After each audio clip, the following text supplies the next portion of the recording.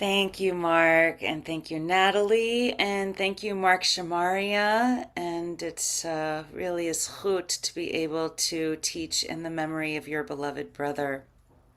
I want to just start with a little chant. Feel free to join in or just to let it wash over you. With these eyes, with these eyes, with these eyes, oh my Lord.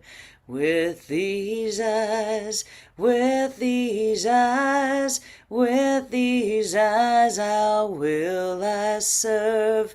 With this mouth, with this mouth, with this mouth, oh my Lord.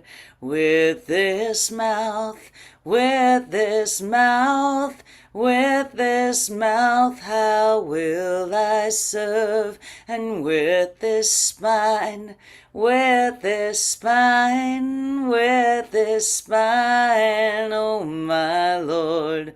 With this spine, with this spine, with this spine, how will I serve?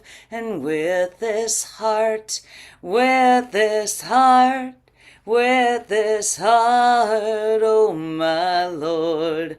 With this heart, with this heart, with this heart, I'm gonna serve. So, as Mark mentioned, and as many of us know from our own experiences, Ne'ilah, the end of Yom Kippur, was just hours ago. Feels like. And I will be really honest that part of me still feels in that space of wearing my white and being in such a profoundly concentrated spiritual embodiment where the embodiment is the embodiment of the spirit.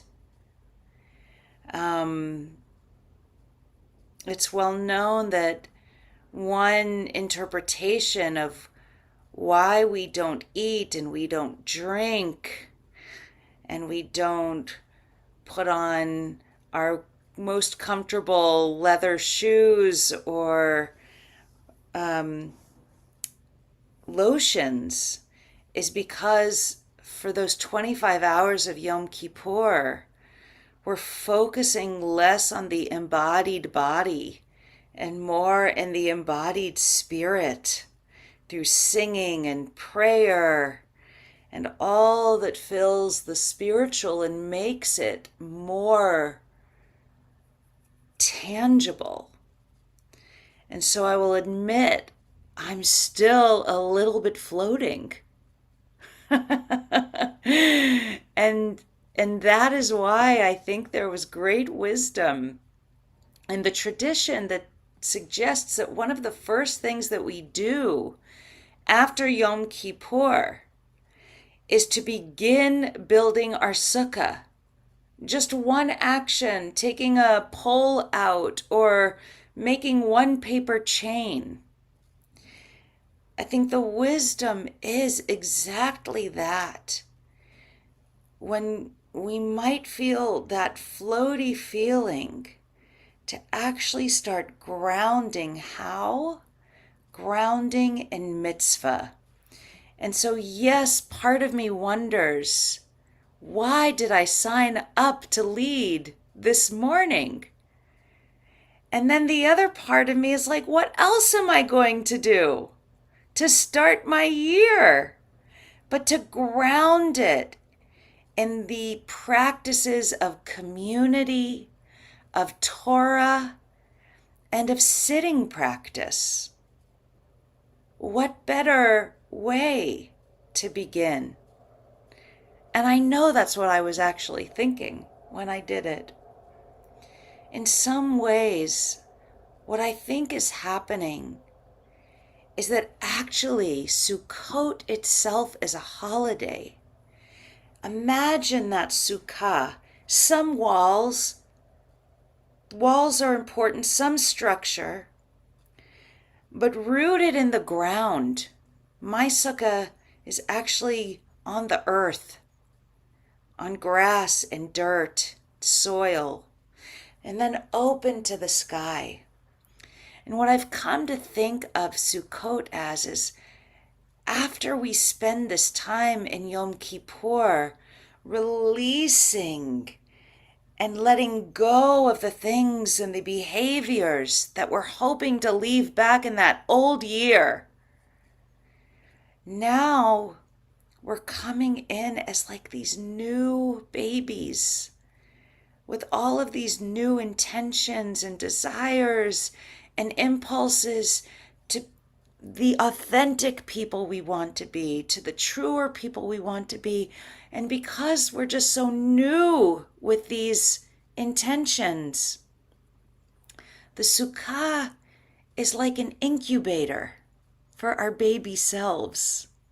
And we spend as much time there as we can with the help of the natural world. I mean, I'm in Northern California, so it's beautiful here on Sukkot. I don't know what the weather is like where you are, but just being out in nature and letting it nurture that new set of intentions. I think that's what we're trying to do. To let ourselves incubate that new, vulnerable, fresh, growing self, surrounded by dirt, grass, ground, sky, and some sense of boundary. The sukkah is one of the only mitzvot, like mikvah, that we do with our whole body. It is a holiday, I think, that is in some ways, exactly as Mark was introducing, helping us integrate all that spiritual work we've done from Rosh Hashanah through the 10 days of Tshuva to what may have been an intense Yom Kippur, to integrate all that we prayed for now into the body, to let it root in us. Also this week, this Shabbat, we're having the beautiful poem Ha'azinu as our Torah portion, Moses' parting artwork to us, his lovely poem and song in which he mentions 9 times, well, if we include the Parsha and the Haftorah, 9 times God is mentioned in the idea, in the image as a rock, tsur. And I think this is not just a coincidence. I think it's reminding us to ground again, to get back into the heaviness of being a body. So I'm going to suggest that we enter into our practice with this idea of embodiment and focusing on our bodies. So I'd like to invite you into whichever posture will be most supportive. I see some of you are sitting, maybe you're on chairs or on cushions, maybe you're walking or standing, maybe you're lying down, maybe you're on a train or driving on the way. However you are, I'd like to invite you just to invite attention to the truth of your body in this moment, to what is true in the sensations that you're feeling. Maybe you're feeling a lightness. Maybe you're feeling a heaviness. Maybe there's some sharpness of sensation. Maybe there's some flow. Just noticing without needing to adjust or correct or change or control, allowing ourselves just for this little bit of time the freedom to notice things just as they are right now.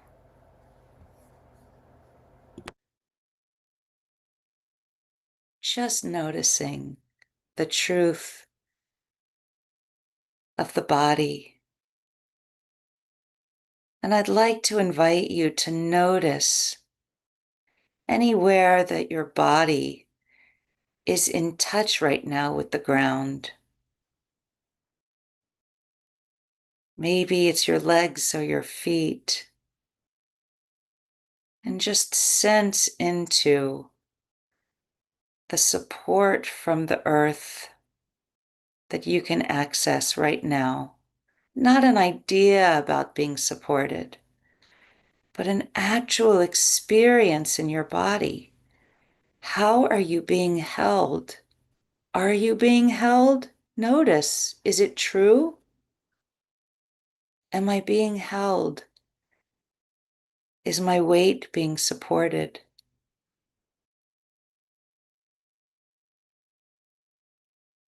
And if you like, wherever your body is meeting the ground, if you like, you can just release just a few ounces of anything you'd like to release. Some weight, some worry, just releasing into the ground and noticing for yourself in your own experience if as you release, you still feel held, you're still supported. If the earth and the ground can accept the release and continue sustaining you, holding you, supporting you. If you're sitting, you might notice how the tush feels on the chair or the cushion. If you're lying down, how your whole body feels on the earth. Just noticing the sensations through the contact of your body touching the surface. And if you like, see what it feels like to release into it, whether it can hold and support, whether you experience any release.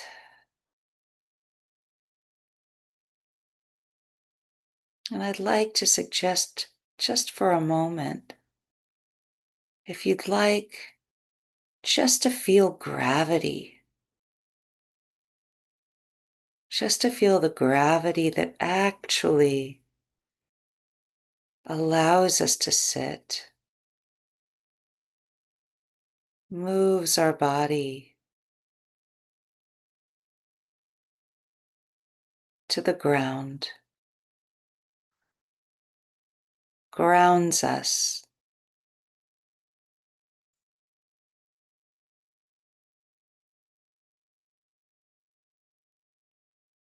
Just feeling what it feels like to be in your body, noticing all the sensations, tightness, looseness, even pain, allowing it all just to be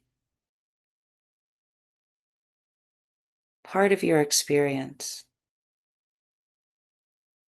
And noticing the other parts of the body, the hands, the eyes, the mouth, releasing the jaw, the spine, imagining the spine like a pole of the sukkah, rooted in the earth, and then moving straight up to the sky, grounding and yet open, open to the stars and to the clouds and to the rain and to the dew, grounded and open.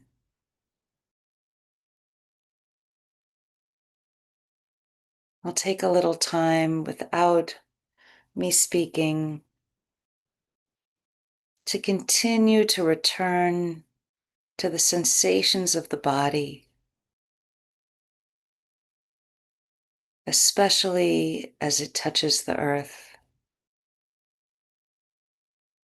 Just noticing.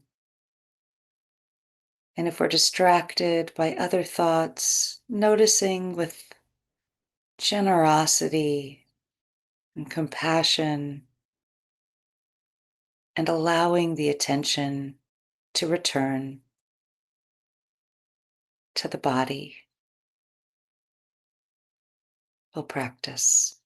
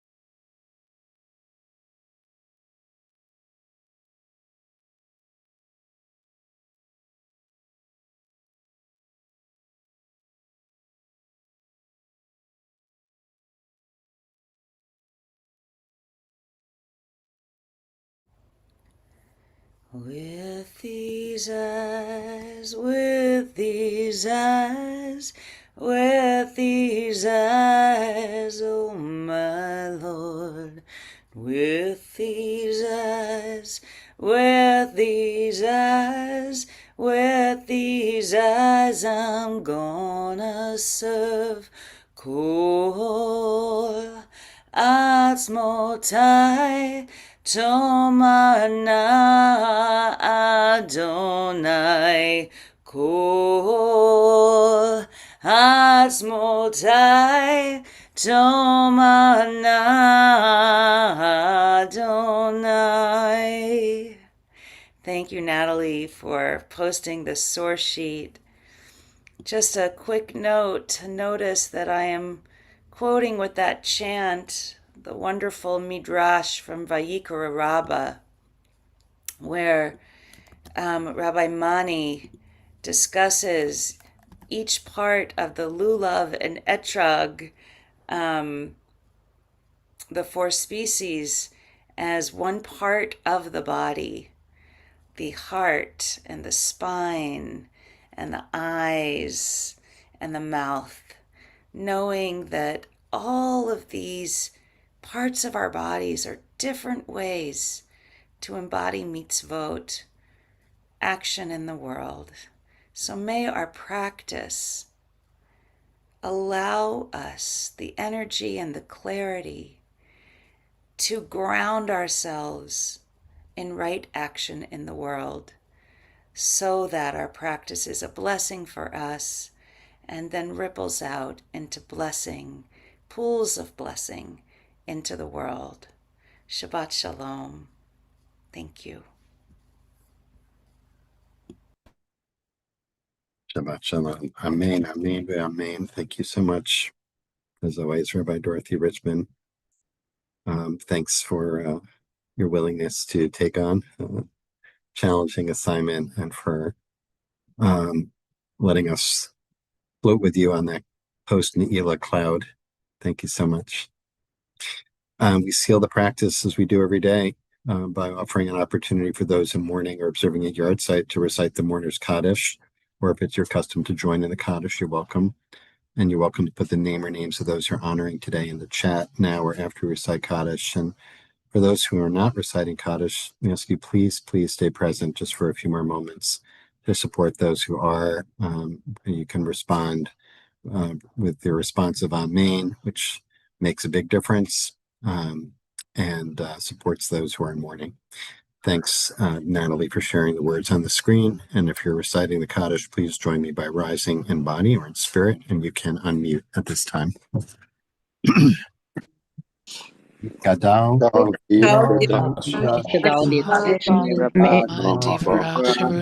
Amen. V'yamlich ma'otei b'chayechem v'yomekon b'chayei techol beit Yisrael Allah u'v'zman kariv v'imru amen Ruach la'olam Maya Maya Rach v'yeshtavach v'yipa'ar v'yetiramam v'yetneseh Dar v'yetalev v'yetalam Shemei dekudesh aberichu Leila Kol birchata v'shirata tushbachata Nechamata A'amaran Meru Amen Yehi Shlama Rava Min Shemaya Vayim Aleinu Kol Yisrael V'yamaru Ose Shalom Imromav V'yaseh Shalom Aleinu V'al Kol Yisrael V'al Kol Yoshvei Tevei Imaru Amen. Amen. In the universe, grant peace to us, to all Israel. Amen. Amen. Friends, thank you so much for joining us today. Again, wishing everyone a Shana Tova, a healthy, good year of blessing, and a Shabbat Shalom, really Shabbat Shalom. If you're leaving us now, I'm just going to put our schedule for next week, which reflects that we will not be meeting on Tuesday or Wednesday because of the first 2 days of the holiday of Sukkot. On Monday, I'll be leading our session, and that's October 6th.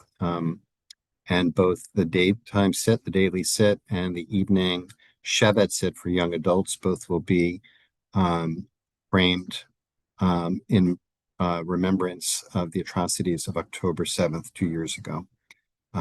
So we'll be space to hold all the feelings that we have from that day and all that has transpired since. And we hope you can join us for that. And then next Thursday, Rabbi Susan Leiter will lead us, and a week from today, Wilson will be leading us to sit into Shabbat together. So hope you'll join us for any or all those sessions. Thanks to Natalie for holding our tech space today, as always, beautifully, and Rabbi Dorothy Richman for leading us so generously and beautifully. And please stay on if you can for 15 minutes of conversation with Dorothy about this teaching and to explore your experience with the practice today. Maybe we can also share the link as well, again, Natalie, to the retreat in early January that Dorothy is co-leading with Rabbi James Jacobson Mazels and Rabbi Deb Noiley, Brandeis Bardeen in outside LA in early January.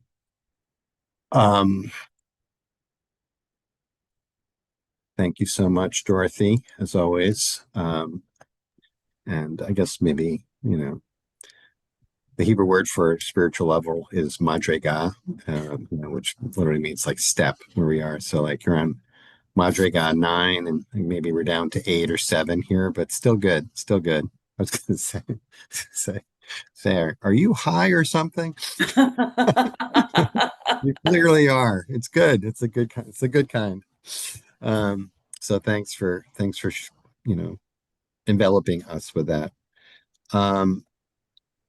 Boy, I have a lot I want to ask you about and also talk about. We don't have that much time, but I want to start with that chant at the beginning, first of all, which was about serving the divine. I really want to start with that. But first of all, what's that source? Is that just a traditional? Do you know anything about the source of that? You mean of the midrash or the chant? No, the chant, is that yours? Oh, that's mine. Yeah. Oh, of course, it's from Sinai. I think it is. I mean, Okay, it's well, possible that, it came that's through a you. It came pretty, through you. It came through it's you. a pretty simple melody. So Oh, I don't know if I stole it from something else, but I doubt that the words weren't the same if I did. okay, so um, speaking personally, sitting, as a Jew in the pew on Yom Kippur, and my clergy were talking a lot about doing the spiritual work. And I was thinking, what is the spiritual work? What is the Mm, spiritual work? And what are we supposed to be doing? What's supposed to happen here? And for me, I guess it's, it's not unique to me, but my take generally is I want to try to be a a conduit, clear myself out to be a conduit through which the divine can flow, right? And each of us in our uniqueness has our own unique way of doing that. So that's kind of what it boils down to. And this idea of being of service, which in the Hebrew is ironically abdut, which could be slavery. It's either enslavement to Egypt, Mitzrayim, the narrow places, or becoming, Abdut Hashem, service of the divine, right? So, and so I love that you started with that. Like that, you thought, like, oh, that's perfect. That's exactly right. And then I loved also moving from, oh, we're in this deeply, deeply spiritual kind of really removing ourselves as much as possible from the physicality of our being, and then immediately shifting into preparation for Sukkot, which is kind of the polar opposite, the earthiest, most physical, most material thing. And what I want to talk about is the Hasidic idea of avodah b'gashmiut, which means service through physicality, literally through being, which is I think, I don't know if there's an antecedent of the Hasidic idea of that, the classic Hasidic idea of this, but like I know from the Baal Shem Tov on, it was this emphasis that we can serve God in everything based on a line in Proverbs, B'chol d'rachecha da'ehu, know God in all your ways. Drinking my iced coffee, the smallest, most mundane physical thing is an opportunity to serve. And it just feels like that goes, like your teaching today is like right on that. So does that sound right to you? Is that what we're talking about? It does. I want to say, though, and it's certainly a focus of Hasidism.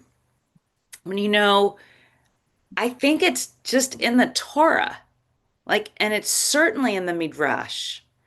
And I want to say, I'm still puzzling it out, so this is not like, a Mhm. chapter, that I can, bring all of the proofs to.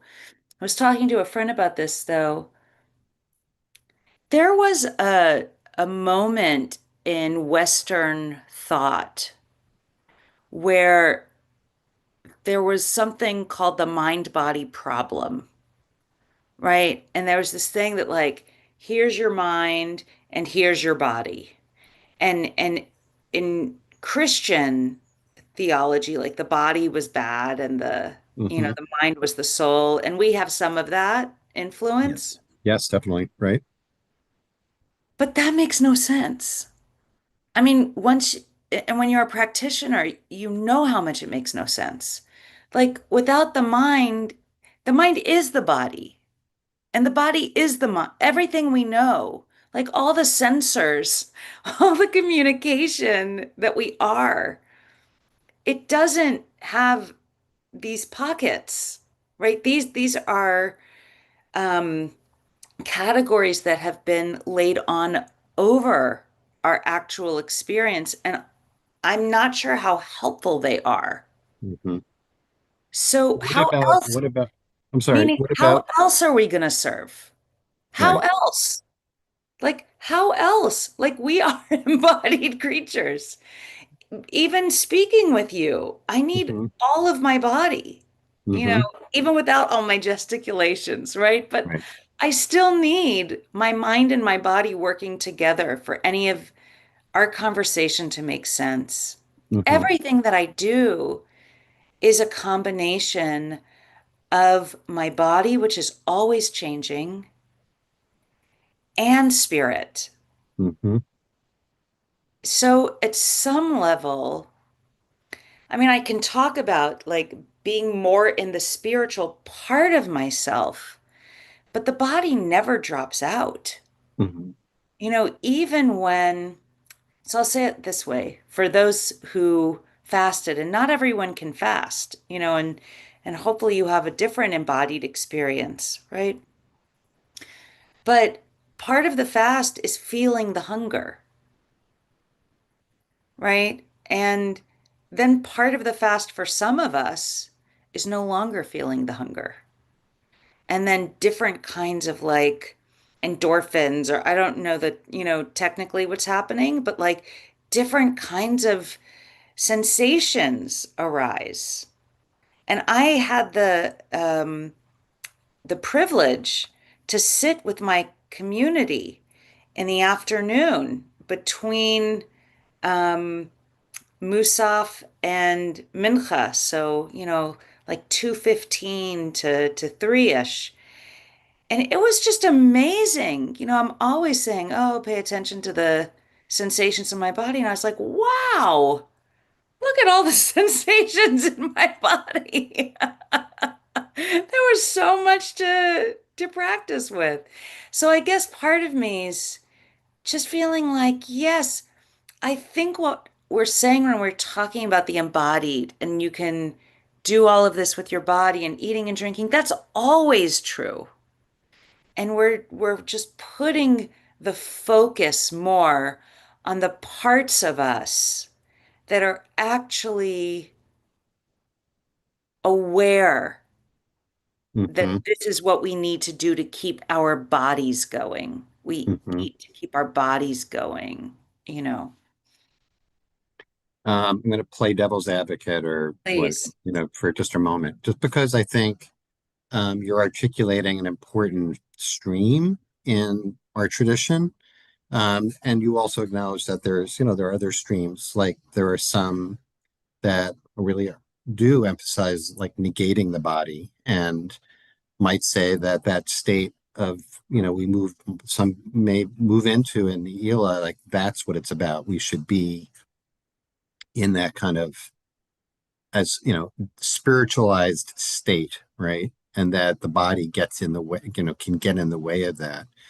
I think, and like it's not my I think way, that's what but I think, I think that's what I'm kind of pushing against. yeah, And I don't want to, I want to be really clear. Whatever your experience is, that's great. I'm not in any way like suggesting anyone has to be in any particular way of experiencing things.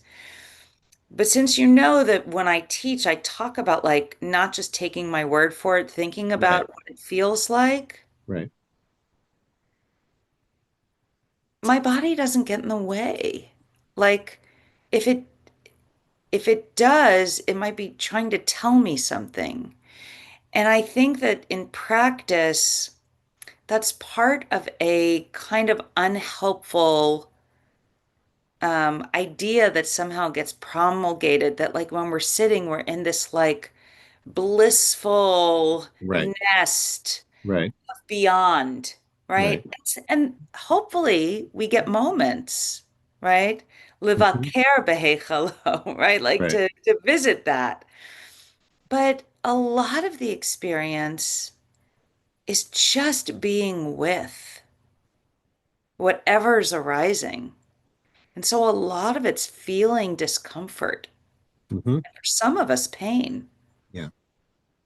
Yeah. You know, I love to quote Rabbi Lou of blessed memory, who used to have tremendous back pain when he was practicing seriously as a Buddhist. Mhm. And he said that when he had surgery and the pain wasn't there anymore, he always thought that like, ugh, if I can only get rid of this pain, then I can really start to meditate. And when the pain was gone, he was like, oh my gosh, this is really hard. Mhm. Because he always had a really clear anchor.